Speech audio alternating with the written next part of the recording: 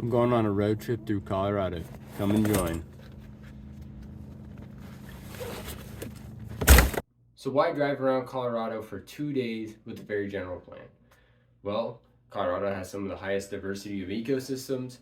It has spectacular views with a great diversity of them, from deserts to mountains, from rivers to lakes. Like, Colorado has breathtaking views. So starting off our trip, we're going west from Denver. And right off the bat, the views are great. They are the foothills compared to the mountains, but you're driving through this winding road going into the mountains and you get these little peaks of mountain views. It's a great time. It's well recommended. Just a quick trip right out of Denver, probably only 15 minutes. But our first stop is Idaho Springs. Now, Idaho Springs is a city of a lot of history. It's a city that self proclaimed was the beginning of the gold rush. In Idaho Springs, there's this water wheel that used to be a part of a functioning mineral sorting kind of iron mill. It would sort the minerals and divide them up and crush out the ores from the rocks. But what we were after is a cup of coffee. We went to the Frothy Cup, which is a small, really cute place with a very good vibe. I got some food. We both got coffee. My wife got some food as well, and overall, it was great. The food was great. The coffee was amazing, and overall, a very good vibe. And again, that was a Frothy Cup. I would recommend a visit. Continuing on after Idaho Springs, we were going to continue west and deeper into the Rocky Mountains. Now, as we were continuing into the Rocky Mountains, the views were just escalating in greatness and in epicness. I'm going to use the word epicness because it's mid June, like late June, and there's still snow on top of these mountains. It's just being a boy from Ohio, we don't get that. So it's just very cool to see.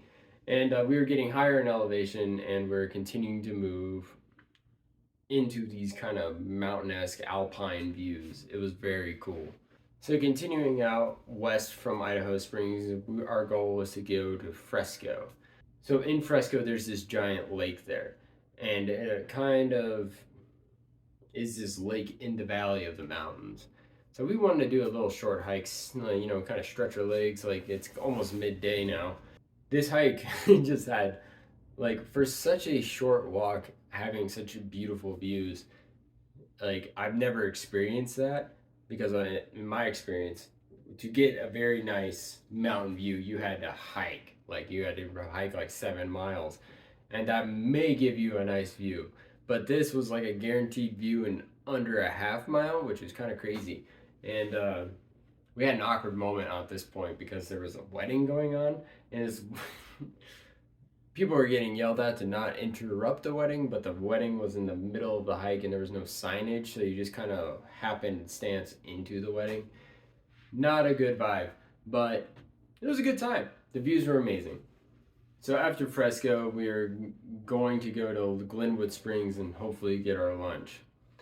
So right when we got into Glenwood Springs, it was very busy. We still got our lunch though, and the lunch was pretty good, but we did not stay in Glenwood very long. Glenwood Springs was very busy because it is kind of a touristy town. I think we'll go back just to experience it, but maybe not close to peak season like our midsummer time, maybe more in the fall. We kind of shot out of Glenwood Springs and we were going to go to Rifle State Park. So Rifle State Park, they have this beautiful waterfall scene where it's these three different falls that are all like gushing water, falling down, gushing down, falling down, and just kind of seeming awesome.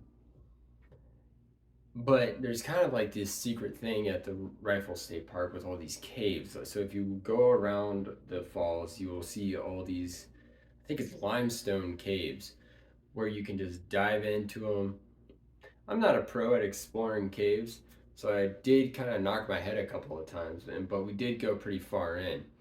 It was completely dark, there was no light, and I was trying to get the best video I can, I'm not a pro at low light stuff, so don't judge me, but it was really cool. We saw some bats. I did fall walking out of the cave and my butt did hurt, and that was sad. So, continuing on from the cave disaster of my film and me falling and hurting myself, the rest of the adventure today was going to be driving. And this is due to like we are coming out of the mountains going into lower elevation.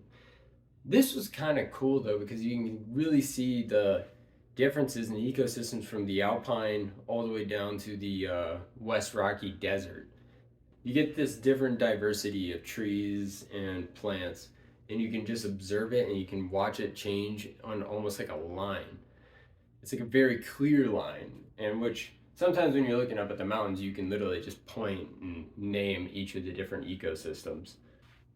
And being in the desert ecosystem, which we were most of the drive, it was very cool. There's like these giant rock cliffs in the middle of nowhere. I don't know how geographically they got there or the history of that, but just kind of watching it and then having the mountains in the background was very cool. So at this point, we're trying to find our campsite, and we were planning to camp at Black Canyon at the Gunnison. It was going to be a cool place, and then we can wake up and go take a small hike to see the Black Canyon. I was kind of excited about this, but we didn't reserve a campsite.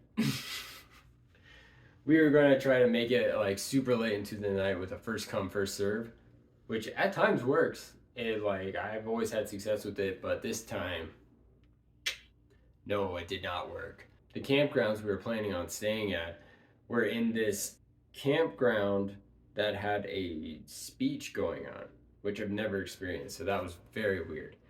So we had to go to Plan B, and Plan B was not that far away, but it turned out that campground was closed because there was no water.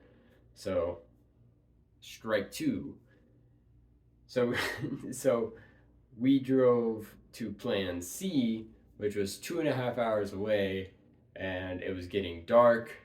The drive on the road was very dark. We saw a black bear, which was pretty cool, blonde black bear. I didn't get footage of it, but that was cool. So after seeing the black bear, we still were driving into these deep dirt roads. We were driving on a dirt road for at least an hour and a half. And we finally got to the campground. It was very dark out. We had to set up the tent in the dark. We had to do everything in the dark. Not a great experience. But that is the end of day one. So reflecting on the chaos that happened yesterday, we wanted to get up early and start the day very early. And so around like 6:30, we got up. We got everything ready. I didn't get a very good footage of the campsite, but the campsite was pretty epic. It was deep into this national forest, and it was right next to a river. Overall, it was a 5 out of 5 campsite. So quickly cleaning everything up, and now we're going to be heading towards kind of in a direction back towards home. So after cleaning up the tent and hurriedly throwing everything in the car and getting on our way, we had a goal to see a couple of more mountain towns, but the main goal of today's trip was to see a ghost town. Now, mostly out of morbid curiosity and to see something that just kind of vanished but still remains. Like, the town is only there in structures. There's no people that live there. There is no business that goes on there. Well, there's a small tourism business, but there's no one that calls that place home anymore. And it's very interesting to see something that was so lively at one time decay away. And I think as humans, we kind of have a fascination of this, but this town is called St. Elmo. Now, St. Elmo was started off as a mining town, and there was this one track that brought supplies in and brought the iron, gold, minerals out.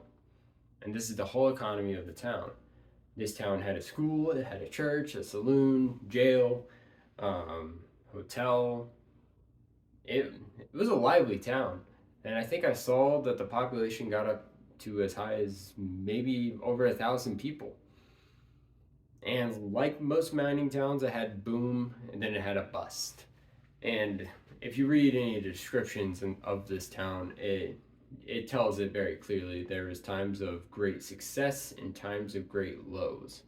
And like all mining towns, mines did dry up. And with the mines drying up, there was no reason to keep the town alive in a capitalistic sense. There was no reason to have the train come and bring supplies but nothing out. And I read this multiple times on the descriptions, but it was said that with very little warning or heads up, the last train that was going out of the town was announced by the train engineer. And the people left in such a hurry that when the town was revisited, you could still find their dinners on the plates and the table set. And this is one of the reasons why the town is so well preserved, because it was left very much how it was. You can still see a lot of the furnaces, you can still see a lot of the tables. It wasn't looted much because it's a very hard place to get to. And besides a couple of buildings being burnt down and rebuilt, it's pretty much how it was when the town was deserted. It was very interesting, very cool history. Would recommend. After that, we kind of just headed home. From there, we went through Salida, and then from there, we went out through Denver, and we were on our way home. This trip was awesome. It was very rushed at times. It was very scenic mostly, and definitely just kind of a cool weekend road trip. We didn't see all of Colorado. We saw a cool chunk of it, and I do wish to go back to some of those spots like Glenwood Springs or Salida and kind of experience it more. But as far as trips go, this was a very good one. Thanks for watching the video. Hit like and subscribe. Check out my other videos, and have a good one.